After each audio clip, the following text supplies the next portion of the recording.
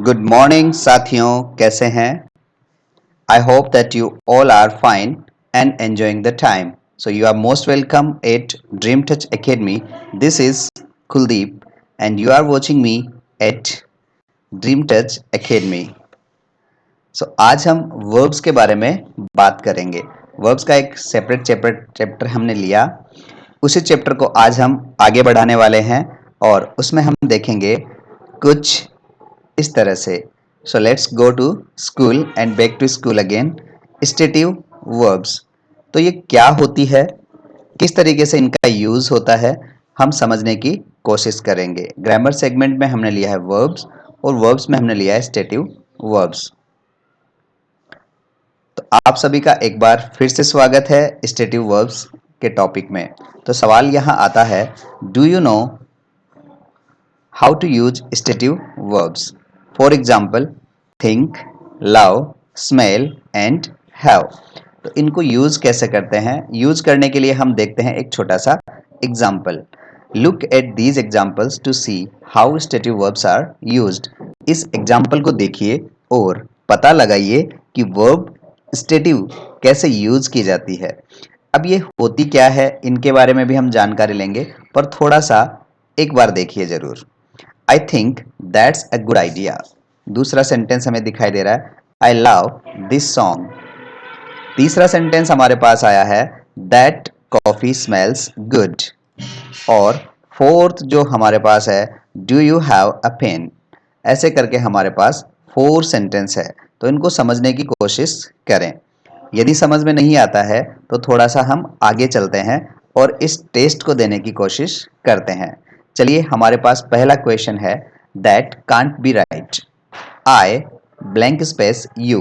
तो blank space में आपको ए और बी में से फिल इन करना है. तो आप फटाक से ए और बी ऑप्शन बता दीजिए कि यहाँ हमें भरना होगा, that can't be right, I don't believe you, या फिर बोलेंगे I am not believing you.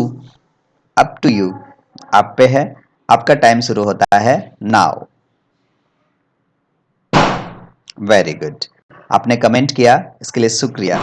Comment सही है या गलत है, इसका at the end of the video आपको आंसर मिलेगा. Number 2, my holidays next week. I blank space myself on the beach.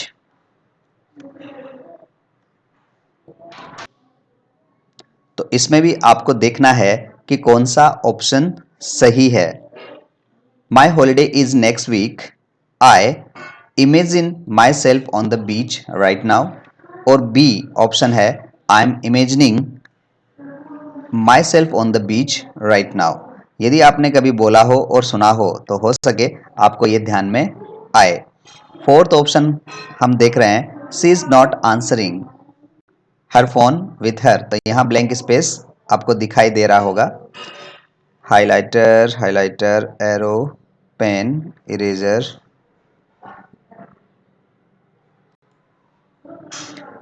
C is not answering her phone with her. तो हम क्या करें, she is not answering, does she have her phone with her, or is she having her phone with her. तो यहाँ ए और B में से आपको सेलेक्ट करना है. ये ए है और ये बी है. तो जो भी ऑप्शन लगे आप आंसर जरूर दीजिए. थर्ड जो हमने बीच में छोड़ दिया था, I have change the design slightly. I have change the design slightly, what do you think और व्हाट आर यू थिंकिंग. इनमें से कौन सा सही होगा? ए और बी का ऑप्शन आपको भरना है. Yes, check. टाइम आपके पास है, आप अच्छे ढंग से जवाब दीजिए. चलिए अगले क्वेश्चंस की तरफ चलते हैं. और अगला क्वेश्चन आता है, fifth question, 53. Are you sure that's the answer or do you guess? Are you guessing. इसमें भी आपको do you guess or are you guess में से ऑप्शन भरना है. Sixth, the film is on at 7 p.m. And 9 p.m. Which do you prefer? तो आप do you prefer भरेंगे या which are you preferring? Yes, fill in the blank, choice is yours. आपको दोनों में से एक चॉइस चूज करनी है. Next, I don't know but I doubt he will win the election, or I don't know but I am doubting he will win the election. So our choice is yours.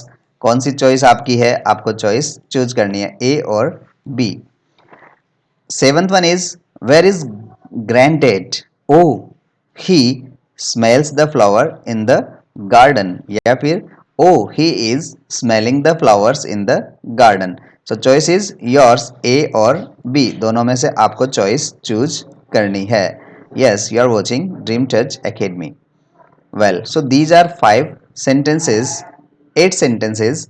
अब आपको ये पता लगाना है कि आप क्या भर रहे हैं. अब आपको थोड़ा सा आइडिया यदि हुआ है कि ये वर्ब स्टेटिव होती है, सो अब हम एक्सप्लेनेशन लेते हैं कि किस तरीके से हमने इस वर्ब को यूज किया और इनके आंसर्स सूटेबल क्या होंगे. So read the explanation to learn more. यदि आप और जानना चाहते हैं तो इन एक्सप्लेनेशन को पढ़िए. तो अब हम बात कर रहे हैं stative verbs describe a state rather than an action. तो ये क्या करती है? स्टेटिव वर्ब्स जो होती है वो स्टेट को डिस्क्राइब करती है, न कि किसी काम को. तो उसमें कोई काम किया हुआ नहीं आता, पर उसमें एक स्टेट आती है. They aren't usually used in the present continuous form. मिल गया जवाब कि ये जो स्टेटिव वर्ब्स होती है ये प्रेजेंट कंटिन्यूस फॉर्म में नहीं आती. यूजुअली ये सामान्यतः प्रेजेंट टेंस फॉर्म में ही रहती है, सिंपल फॉर्म में रहती है, first form of the verb में ही रहती है.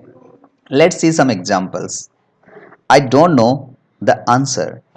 I am not knowing the answer. So I don't know the answer. यहाँ don't know is correct and I am not knowing the answer is incorrect. So this is wrong and this is right.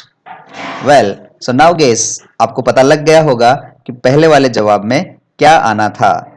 Yes, she really likes you. She is really liking you. तो यहाँ ये चीज़ गलत और ऊपर वाला sentence सही. तो ये जो she really likes you. Next, he seems happy at the moment.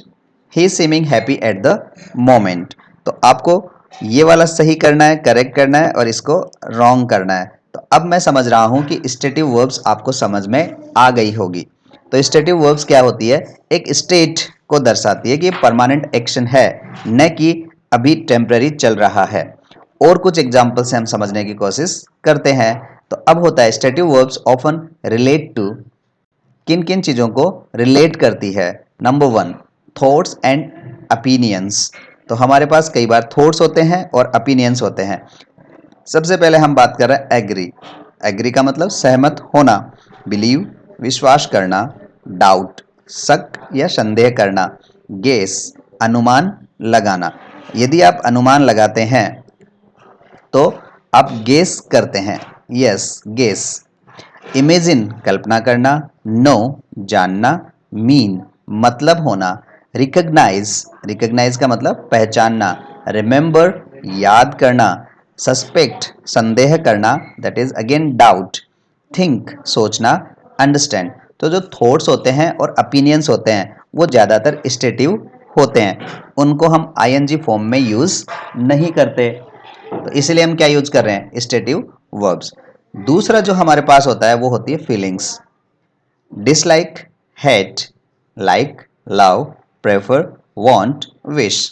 Dislike का मतलब नापसंद करना. हेट का मतलब भी हाँ घृणा करना. लाइक पसंद करना. लव प्रेम करना.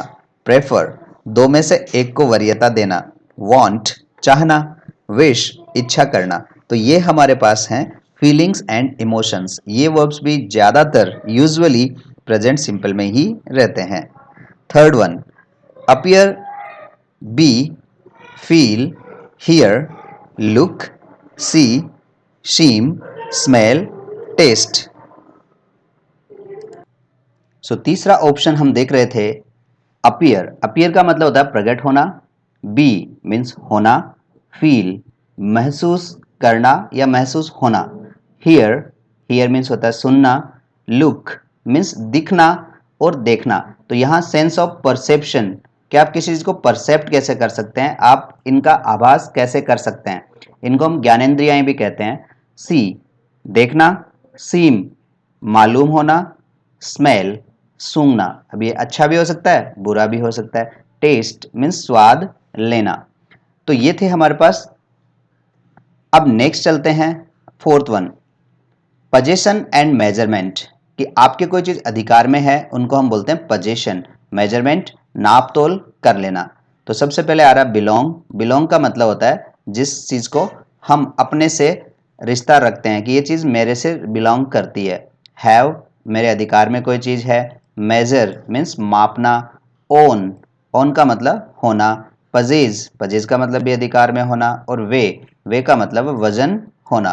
तो इस तरीके से हमारे पास क्या हो सकते हैं, ये सारे की सारी चीजें हो सकती है। तो हमने देखा कि स्टेटिव वर्ब्स इन चीजों के बारे में बताती है। तो सबसे पहला हमें जो बता रही है वो बता रही है थॉट्स एंड ओपिनियंस। दूसरा हमें बता रही है फीलिंग्स एंड इमोशंस। तीसरा हमें बता रही है सेंस एंड परसेप्शन। और चौथी जो बात हमें पता लग रही है वो है पोजीशन एंड मेजरमेंट। तो ये जो चारों थी, ये जो वर्ब्स है ये स्टेटिव है और कभी कभी ये डायनेमिक वर्ब्स भी हो जाती है। डायनेमिक का मतलब कंटिन्यूअस टेंस में भी हम इनको काम में ले सकते हैं, पर इनका अर्थ चेंज हो जाता है। उसके लिए हम अलग वीडियो देखेंगे, पर आज आपको इन वर्ब्स को कंठस्थ लर्न करना है। तो कुछ वर्ब्स हमारे पास ऐसी भी है जो दोनों तरीके से काम में ली जा सकती है। It depends on the situation. A number of verb can refer to state or actions depending on the context कि किस context में काम में ली जा रही है। यहाँ देखिए एक एग्जाम्पल आपको दिखाई दे रहा होगा। I think it is a good idea. Wait a moment, I'm thinking. तो यहाँ कह रहे हैं I think, परमानेंट सिचुएशन है, इमोशंस की बात आ रही है। और यहाँ हम बात कर रहे हैं आई एम थिंकिंग, तो अभी की बात है, थोड़ी सी टेम्परेरी सिचुएशन है। Wait a moment I am thinking. तो यहाँ कह रहे हैं कि इसी वर्ब को हम दोनों तरीके से काम में ले रहे हैं। कुछ और भी वर्ब्स हैं जो इस तरीके से काम में ली जा सकती है। देखते हैं इन चीज़ों को देख करके। कुछ एग्जाम्पल्स हमारे पास है। सबसे पहला एग्जाम्पल हमारे पास आ रहा है हैव का। I have an old car, मेरे पास एक पुरानी कार है। तो ये एक स्टेट है जो हम पोजीशन की बात कर रहे हैं। I am having a quick break. Action having a break is an activity. तो आप एक पोजीशन की बजाय इसको एक्टिविटी के रूप में काम में ले रहे हो। तो आपने कहा I am having a quick break, तो अभी मैं एक छोटा सा ब्रेक ले रहा हूँ। I am having a quick break. और आपके पास कोई चीज़ है पोजीशन में तो आप कहेंगे I have an old car. तो आपने इसको दोनों तरीके से काम में लिया। तो अब सिचुएशन के अकॉर्डिंग ध्यान रखें कि हम इसको आईएनजी में काम में लें या नहीं लें। Next see, do you see any problem with that. Do you see, आपको लगता है कोई प्रॉब्लम विद दैट, उस चीज़ के साथ कोई प्रॉब्लम लगती है। तो स्टेट और ओपिनियन है एक। We are seeing Mahendra tomorrow afternoon, तो हम कल महेंद्र से मिल रहे हैं। तो महेंद्र से कल मिल रहे हैं, एक्शन है। तो यहाँ हमने सीइंग लिखा, तो यहाँ सीइंग का मतलब देख रहे हैं ना करके मिल रहे हैं।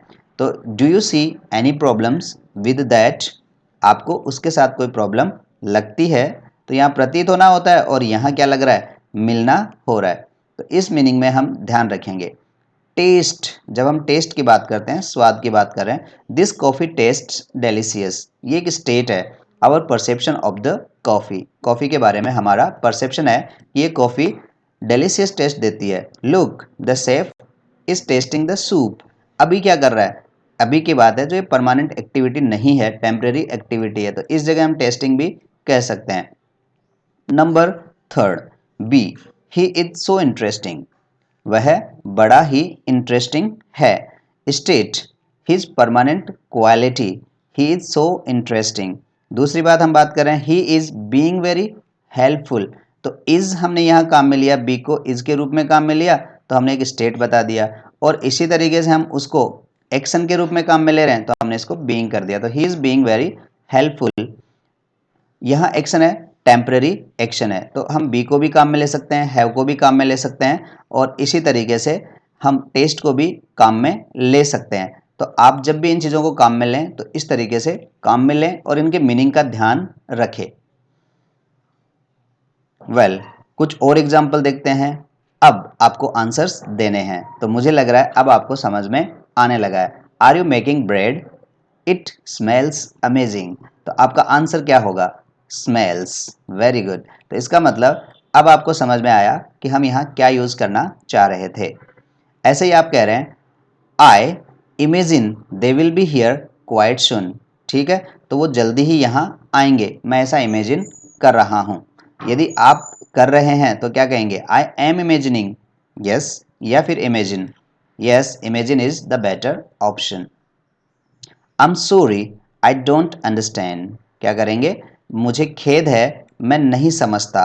तो ये परमानेंट सिचुएशन आप बताना चाहते हो तो आपका ये सही है, और आप चाहते हो कि मैं अभी नहीं समझ रहा हूं तो आपका ये सही होगा। आई am not understanding, I am sorry, I am not understanding, कि मुझे खेद है, मैं आपको नहीं समझ पा रहा हूं।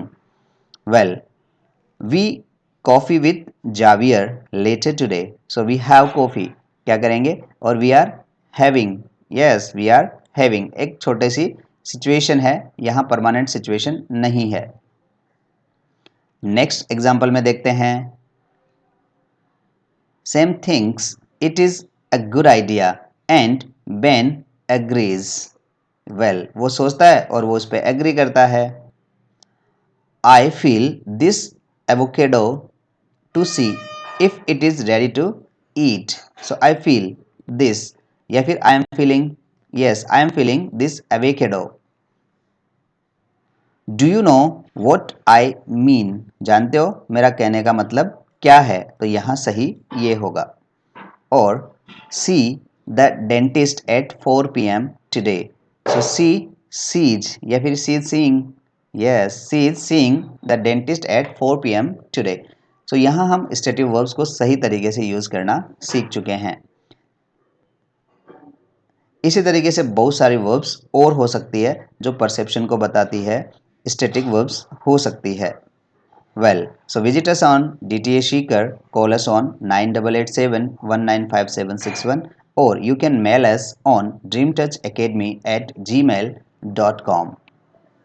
Thanks for watching. See you in the next video. Happy learning.